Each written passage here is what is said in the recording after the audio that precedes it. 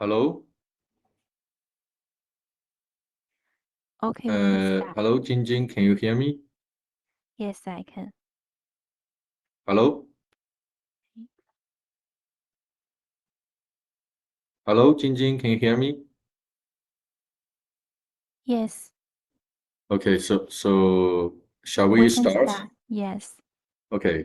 Let me share the screen first.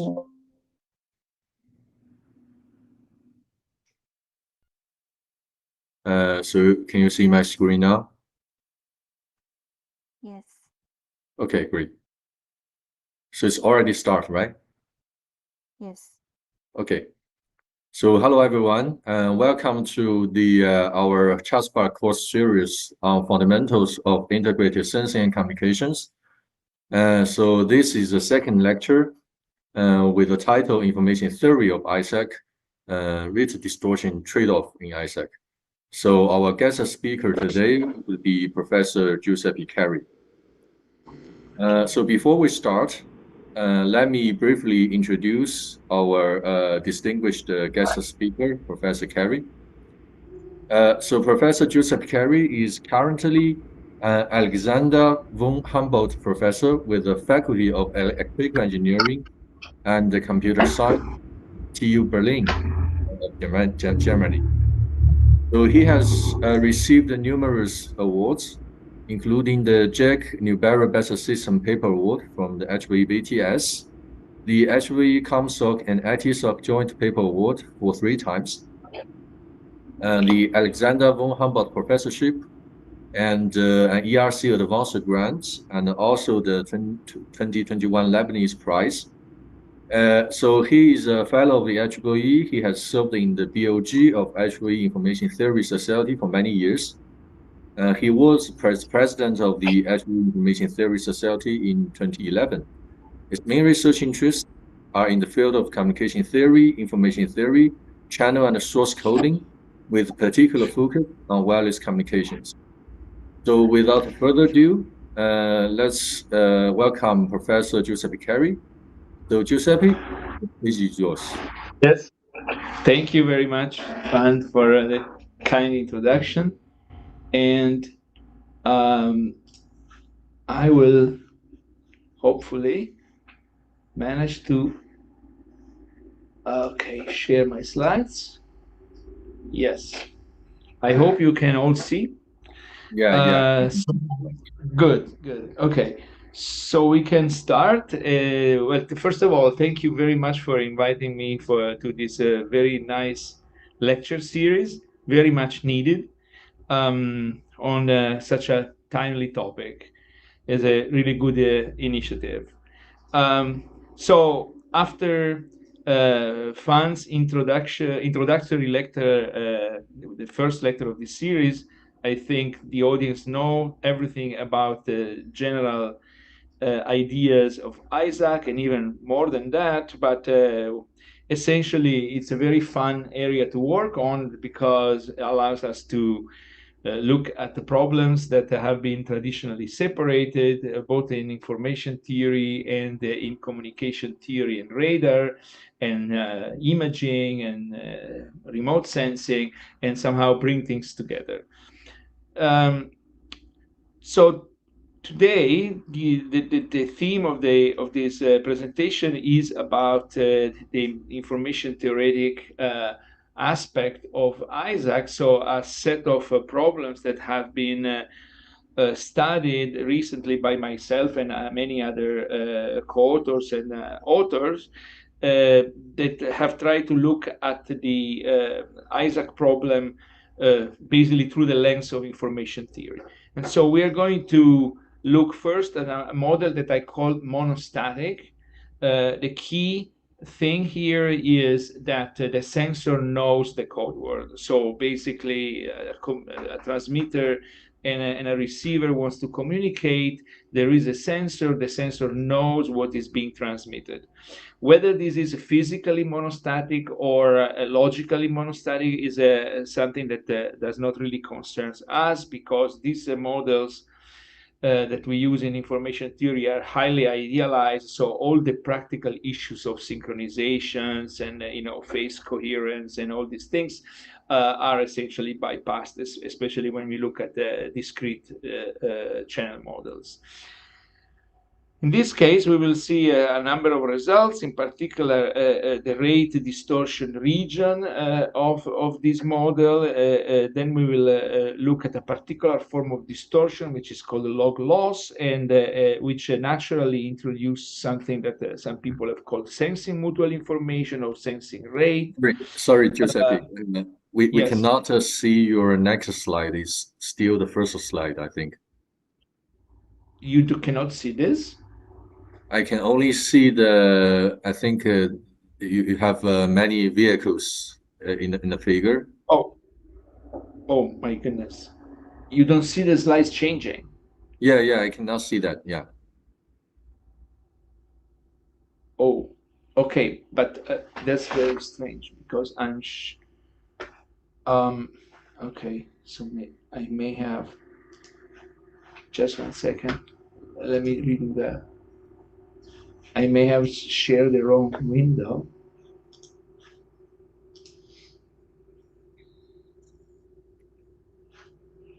You can see this moving?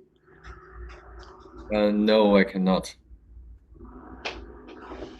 Okay, that's really annoying.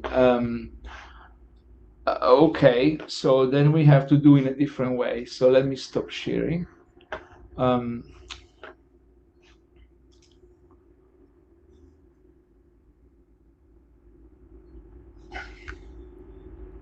Okay.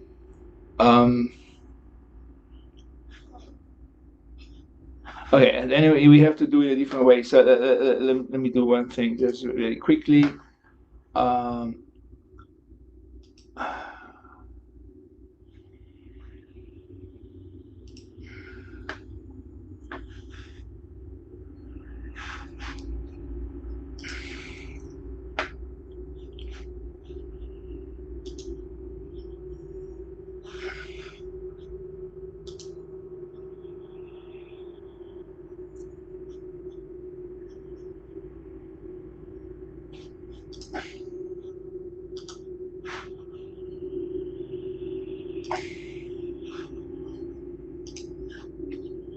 Okay, so what happens now? Can you see this changing?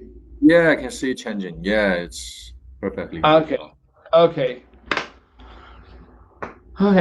Can you also see my cursor, the pointer? Yeah, I can see that. Yeah. Okay, good. Okay, so we were talking about here. So this monostatic model, in particular, we will look at the linear Gaussian case that has been really studied in great details. It's also the closest to the application. Then look at what happened in the so-called quasi-static case, and when the sensor actually helps the transmitter, so when sensing can be seen as a form of feedback. And then we will consider another model that I call bistatic, and this is the case where the sensor knows the code book but does not know the message. And we are going to see a few recent results on the bistatic model. Good. So first, before starting, I would like to acknowledge all my co-authors. This is a partial list. I hope I haven't forgotten too many people. I apologize if I have forgotten somebody, but I really deeply appreciate the fact that there is such a good group of people and such a spirit of collaboration. So let's dive into the problem. So this is a model for the so-called monostatic sensing, where we have a transmitter and a receiver. The transmitter wants to convey an information message to the receiver through a communication channel. The communication channel may depend on a state, and the transmitter may have some form of state side information. the receiver may have a related form of side information. And there is also another device that we call sensors that observe another output of the same channel. This could be, for example, the backscatter channel or something, anyway, some reflected wave that bounce around and convey information. And the goal of the sensor is to estimate the channel state. So it has to come up with an estimate of the channel state. So I call monostatic this model because we have this link here, which says that the sensor has full knowledge of what's being transmitted. So knowing the message and, of course, knowing the codebook means knowing X, knowing what has been transmitted. Good. So for this model, if we somehow delete the sensor and just focus on the communication only problem, well, this channel has been studied over and over, is the classical state-dependent channel with the channel state information at the transmitter and channel state information at the receiver. They may not be perfect, so the U and V may be jointly distributed with S, but not identical to S. And for this model, we know basically the capacity. In particular, for the general discrete memoryless channel, the capacity is always given by the maximization with respect to an auxiliary random variable t of this difference of mutual informations. The mutual information between t, u, y, and u minus the mutual information between t and v. And of course, we can distinguish the cases. So that the causal case where the transmitter knows the sequence v in a causal manner. So at time I knows the sequence v up to time I. Then the maximum of this quantity is over the distribution of t and a deterministic function x of tv, which maps the auxiliary variable and the channel state information, the current channel state information into an input. Oh, I have forgotten to say that this model is well known when the channel is memoryless. So we have the memoryless assumption. When things have memory, everything, of course, becomes much more complicated. And we will deal with a few cases, but not in full generality, because there is no general theory of channel with memory, unfortunately, at least no simple single letter theory of channel with memory. For the case where the channel state information is known non-causally, so at the beginning of the transmission, for some reason, the transmitter knows the whole sequence of channel state information at the transmitter from the beginning to the end of the block, then the optimization is on the distribution of in the conditional distribution of t given v and this deterministic function. So you will recognize that the causal CSIT was studied by Shannon first, in the special case where there is no channel state information at the receiver, and causal channel state information at the transmitter that is perfect. And then it was generalized to the case of the sort of extra channel state information by Salehi. Then for the causal case, the non-causal case, sorry, this is basically the famous Gelfand-Pinsker problem, which for the Gaussian case becomes the famous writing on dirty paper, that with some extra generalization with the presence of this additional channel state information. What is interesting is that under the condition that the channel state information at the transmitter is a deterministic function of the channel state information at the receiver, then the capacity for causal channel state information at the transmitter and non-causal are the same. and are given by this simple formula, which we all more or less recognize, because this is essentially a sort of, let's call it water filling over time. So this is how people have characterized eventually the capacity of the fading channels with channel state information at the transmitter and receiver. In other words, under this condition, we do not need the auxiliary random variable anymore. We can directly optimize over the conditional distribution of x given v for every given channel state information at the transmitter value v, and then do an average with respect to v outside. For the case of perfect channel state information, this has this familiar look. And for the fading case, this becomes essentially the famous water filling over time, which has been first proposed by Andrea Goldschmidt and then further investigated by myself and Shlomo Shammai, etc., etc. So these are all familiar results to some extent. And so now what happens when we also introduce the estimation, the sensing?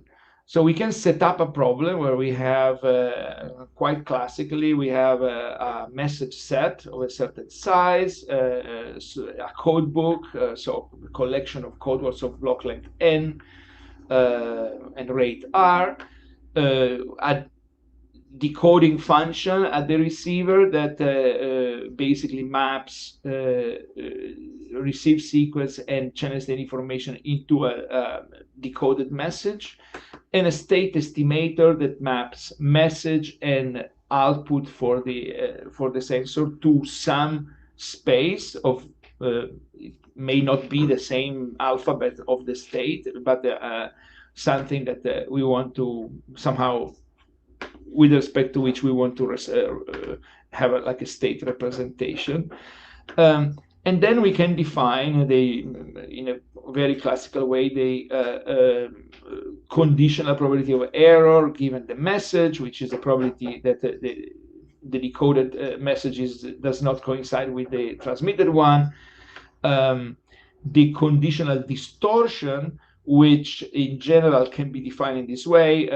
For these memoryless case, we normally consider distortion per letter, so we divide by 1/n, so it's like a distortion rate if you want, and this L function is a general loss function or a distortion metric that evaluate the goodness of the output of the estimator with respect to the state, the state sequence.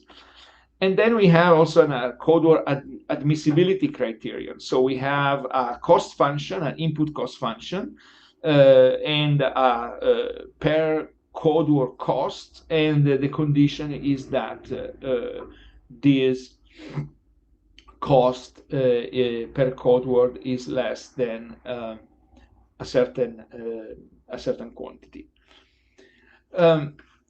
So we can also relax these per message and per code word conditions and consider, for example, the case where we well, first of all, typical case is where the estimator decomposes into per component estimators, and the loss is additive, like for example mean square error, or square error that becomes a sum of terms over the component, or Hamming distance is another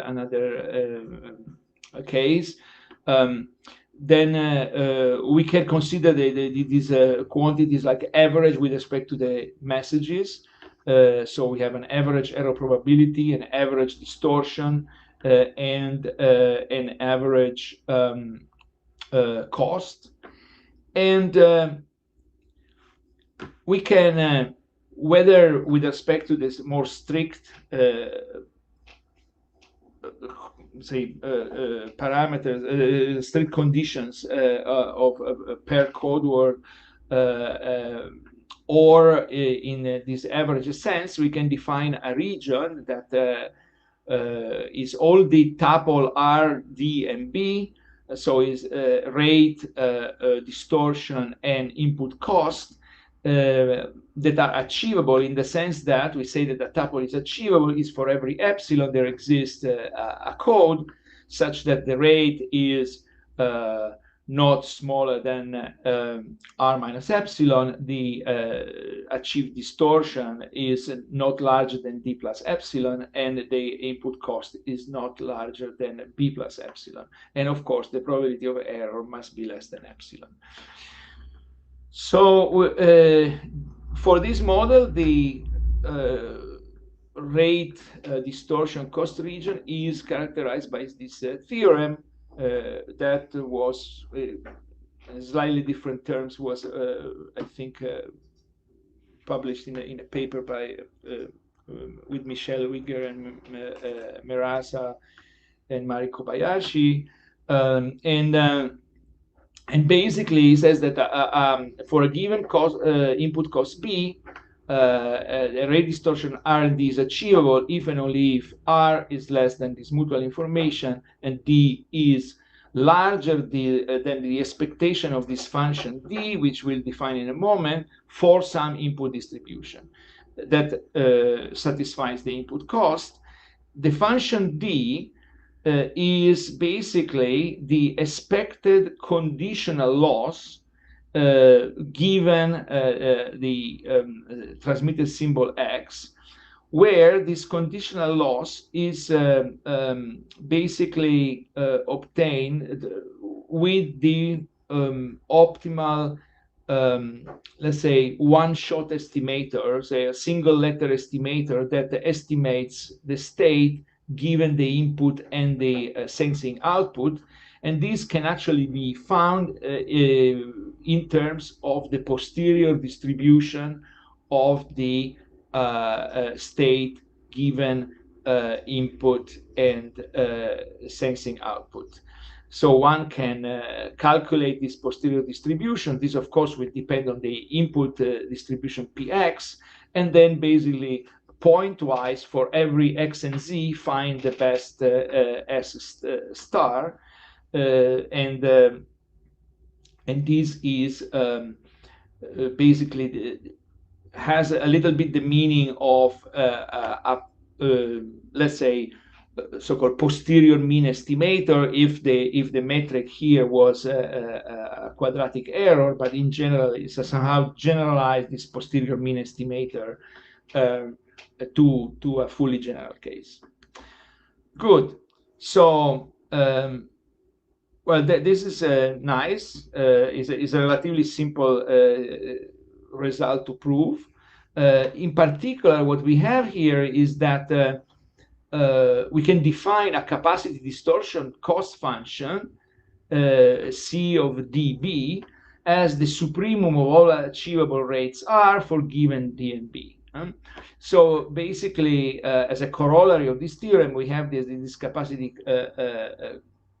function is the maximum of the mutual information xy given u, where the maximum is taken over all input distributions that somehow satisfy this constraint on the estimation distortion and satisfy the constraint on the input cost.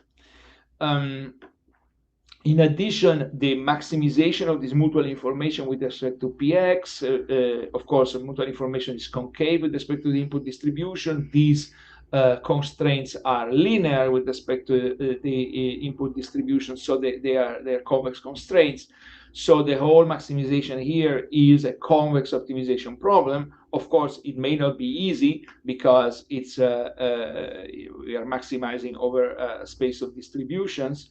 But for example, for easy cases that are either discrete or that can be easily discretized, one can resort to a modification of the Blehart-Arimoto algorithm and calculate this capacity.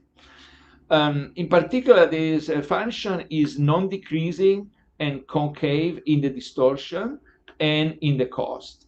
generally there is a minimum cost for which basically the set of admissible distribution is non-empty. And we can define also a minimum distortion, and the minimum distortion is, in fact, when we care only about the sensing part. So basically, if we choose the PX to minimize the expected distortion, well, this will be a minimum possible distortion, and we can also pinpoint the corresponding rate as the mutual information corresponding to the input that achieves this minimum distortion. Of course, if this minimum is unique, then there is only one given distribution, which is, say, estimation optimal.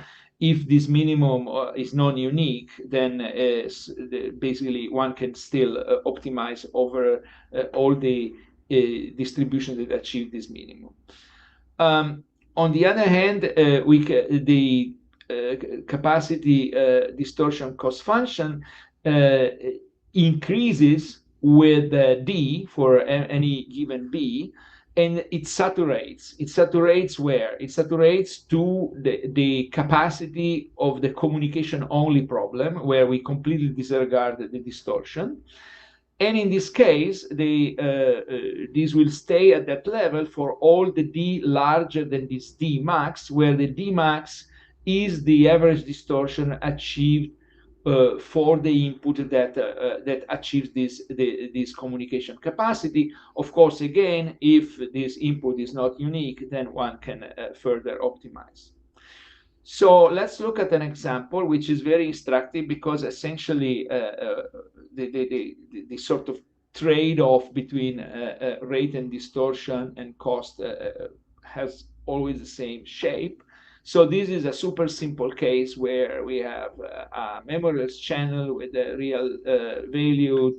The input is X, the state is multiplicative, and then there is additive Gaussian noise. And then we have a observation channel, which is simply a physically degraded version of the communication output, so by adding more noise. And for example, we know everything about this, right? Because we know that the capacity, when we disregard completely estimation, is obtained by Gaussian inputs, and we can calculate it exactly.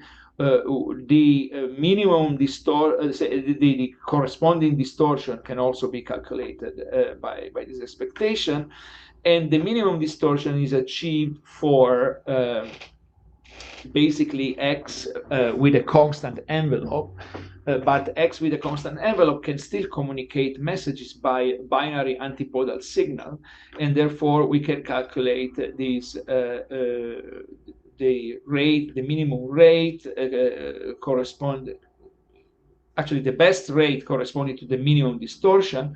And so we can pinpoint the corner points, and all the points in intermediate can be actually found here by discretization and using the Black-Hat remoto. And so we see something like this. Basically, the interesting thing is that, so the corner point I was talking about are this extremum and this extremum. Here is the saturation, where for distortions larger than this number, basically the capacity is the unconstrained capacity of the underlying channel. And of course, one can, for example, design achievability schemes that do time sharing between these corners, or more if one works a little bit harder, find the distribution that achieve this optimal boundary. The naive scheme that would basically alternate from say a pure sensing situation that communicate no information and a pure communication case where completely disregard sensing, and therefore basically in this case the sensing error would be like the using this only the prior distribution of the state, but which is in this case is meaningless. You just get the variance of the state. Would be, of course, much worse than doing time sharing between these corner points. Now, what is interesting here is that even for a system that is completely designed for communication only, so it's designed to achieve this capacity, there is a huge gain, a potential huge sensing gain, by endowing the system with a sensor. If we are interested in estimating the state, it means that somehow this result suggests that we can use communication waveforms that are designed for communication as also for sensing. And this actually is true. It has been noticed in many communication theoretic papers that if you take an OFDM signal or OTFS signal, as long as you know the data that are transmitted, so we are in the monostatic case, right? These waveforms have a span enough time and bandwidth, and if we use MIMO enough, you can steer in space to obtain all sorts of parameter estimations without using the traditional, let's say, radar waveforms.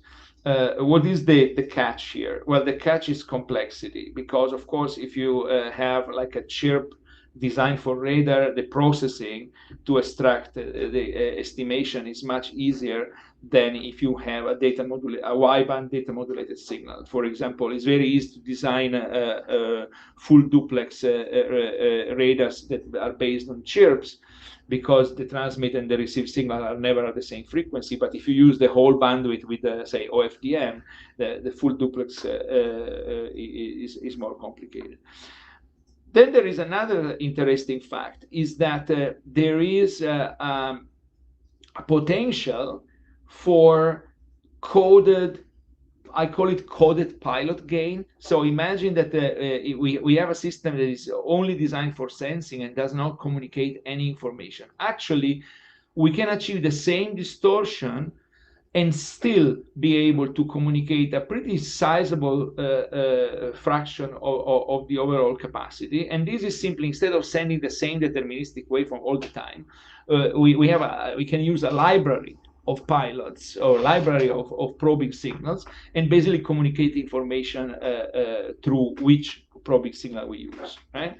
So that's also an interesting thing. And this is like a sort of recurrent theme in all this literature, is that we can approach the problem more in this direction, so in the direction of communication waveforms, and do some estimation on top of that, or some sort of coded radar signals, and so use this direction.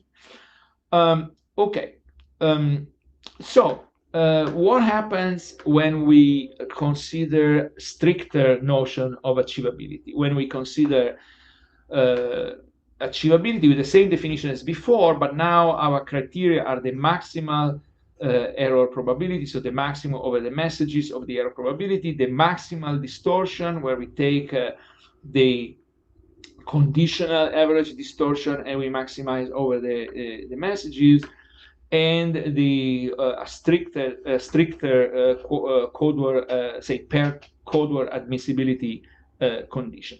But the good news is that the results in Theorem 1 under these memorialized nice conditions holds verbatim. So the capacity region or that region described by Theorem 1 does not change.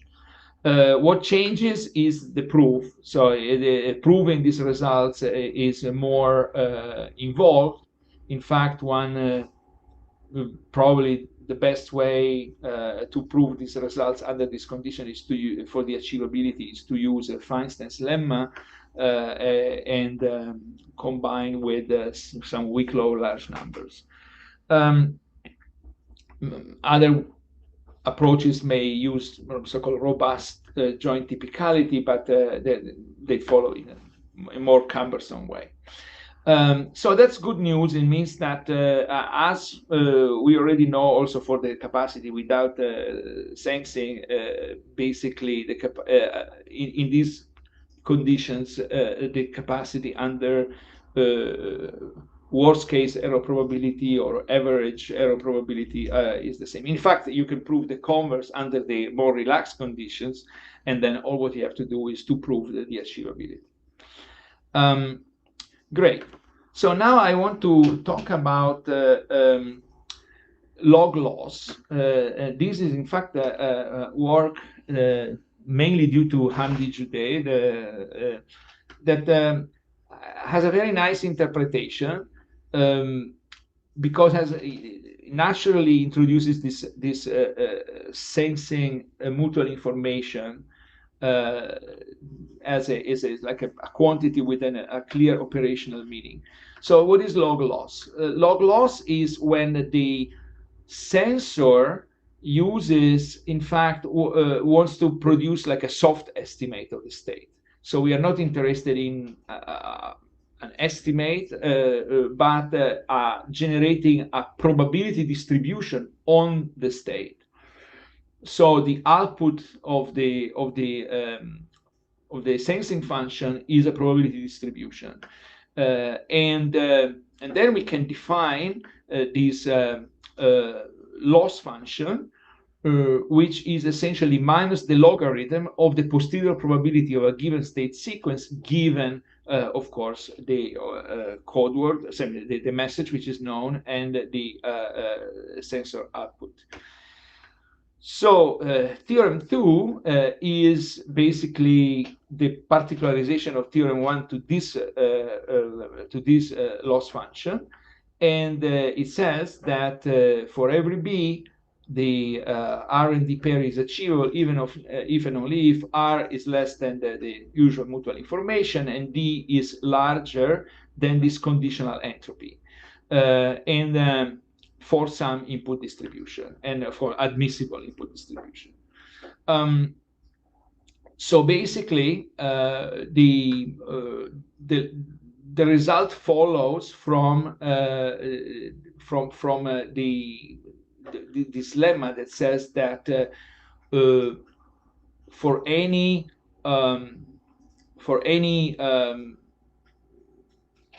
say sensing function that generates a distribution on the state as output, the log loss is greater or equal than this conditional entropy, and this conditional entropy in fact is obtained when we choose as the distribution the true posterior distribution of the state sequence given the observation and the code word. So how this sensing mutual information gets into the picture? In this setting, the entropy of the state is fixed because the distribution of S is given, is part of the problem, and S and X are independent. So this means that the mutual information between S and Z given X can be written as the difference between the the entropy of S minus the conditional entropy of S given Z and X. And therefore, the region in theorem 2 can also be described in this way. So when we define the sensing rate as this difference, basically. So we have this upper bound on the rate and upper bound on the sensing rate in terms of the mutual information between the state and the output given the input. It's interesting to see. So, for example, when the U is equal to S, so when the channel state information at the receiver is perfect, we see this sort of exchange role. So this mutual information is between input and communication output given the state, and the sensing mutual information, the role of X and S are exchanged. So this is the mutual information between the state and the output given the input, which is kind of cute and is maybe interesting just to look at this mutual information as a quantity with an operational meaning. One more thing is that the Pareto boundary, again, can be characterized by solving this problem for all possible non-negative weights lambda. This will sweep, the boundary of this region. And of course, the first mutual information is concave in Px. The second mutual information is linear in Px because x is in the conditioning. So the whole thing is, again, a convex problem. And so again, we have that as before, because this follows from what I already said before, is in principle, solving this problem should be doable. Of course, optimizing our space of distribution may be still very difficult. And so for, say, high-dimensional problems or problems with a continuous alphabet, where discretization is infeasible, basically solving actually this problem, having like a good numerical ways to solve this Pareto boundary is still a pretty hard problem. Anyway, one more thing about this sensing mutual information is that there is even a little bit of an extended meaning that goes beyond log loss. And this comes from this theorem that basically applies to any estimator of the state, not only so any estimator and any loss function, not only log loss. Here I added this condition that the estimator can be decomposed per letter. Is probably not needed, but just to be sure. So basically it's additive, like for example, Hamming distance or square error. And basically the theorem says the following: for any estimator of the state that say function of the message and the sensing output, the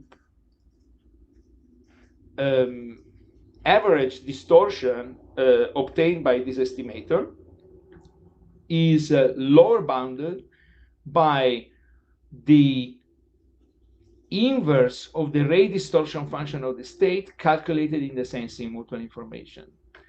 So this is like a bound that somehow can be used as people like to use Cramer-Rao bounds and things like this. Of course, Cramer-Rao bounds are tight under certain conditions. There is no general tightness result for this, apart from the log loss case. Of course, if L is log loss, then we fall back to the whatever I said before. But this, I think, gives an interesting, let's say, operational meaning to the sensing mutual information, because the general idea is that if the sensing mutual information is large, well, this bound becomes small, and somehow we hope that this means that the sensing is good. This object is kind of interesting because it separates the role of the state distribution from the sensing mutual information. Basically, the rate distortion function of the state depends only on the loss function, and of course the representation alphabet, say as hat is this output space of the sensor, but it is a minimization of this mutual information with respect to the joint distribution of S and S hat, and is completely disconnected from the actual estimator and estimation problem. This is only a problem of how well we represent the state with respect to this loss function. And in contrast, this sensing mutual information has nothing to do with this particular sensor. It's something that lives on its own. In fact, we see is the relevant quantity under log loss. So we have this sort of separation of roles, which I think makes the sensing mutual information a useful quantity in general. So in other words, what I'm trying to say is that related to wireless communication. So the idea is that we have for example, a base station that multiple antennas that is transmitting to somebody, and at the same time is somehow illuminating some targets. And we have sensors that collectively, of course, all together, they form like a multi-antenna sensor, wants to estimate some parameters from the targets. So the channel model is like this, where we have now basically this H is our